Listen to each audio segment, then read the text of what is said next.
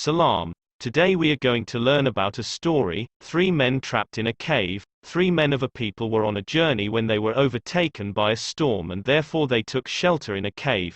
A rock slipped down from the mountain and blocked the exit from cave.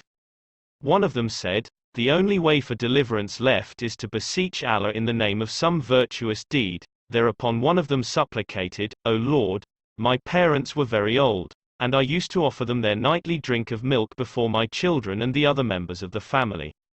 One day I went astray far away in search of green trees and could return only after my parent had gone to sleep. When I had milked the animals and brought their nightly drink to them, they were fast asleep. But I did not like to disturb them, nor would give any part of the milk to my children and other members of the family till after my parents had their drink. Thus, with the vessel in hand, I awaited their awakening till the flush of dawn. While the children cried out of hunger at my feet, when they woke up, they had their drink. O Lord, if I did this thing seeking only your pleasure, then do relieve us of the distress wrought upon us by this rock." Thereupon, the rock moved a little but not enough to let them pass out. Then the second man supplicated, "O Lord, I had a cousin that I loved more passionately than any man could love a woman. I tried to seduce her but she would refuse. Till in a season of great hardship due to famine, she approached me for help, and I gave her 120 dinars on the condition that she would have sexual intercourse with me. She agreed, and when we got together and I was just going to have intercourse with her, she pleaded, 'Fear Allah, and do not break the seal unlawfully,' whereupon I moved away from her, despite the fact that I desired her most passionately, and I let her keep the money I had given her.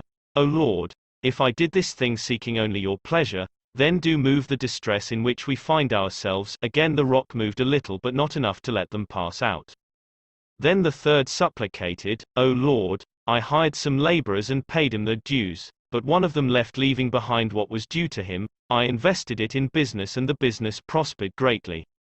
After a while, the laborer came back and said, 'O servant of Allah, hand over to me my wages.' I said to him, 'All that you see is yours, camels, cattle, goats and slaves.' He said, 'Don't play joke with me, O servant of Allah.' I assured him, 'I am not joking.' So he took all of it, sparing nothing. O Lord, if I did this seeking only for your pleasure, do relieve us of our distress." The rock then moved away, and all the 3 came out of the cave safe and sound.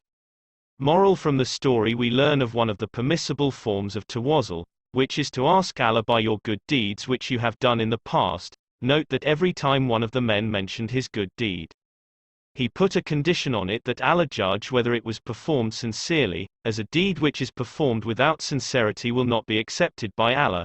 We also learn some of the noble types of deeds, which include looking after one's parents, avoiding a sin even when one is in the last seconds of committing it, and being careful and wise with responsibilities that are trusted to you.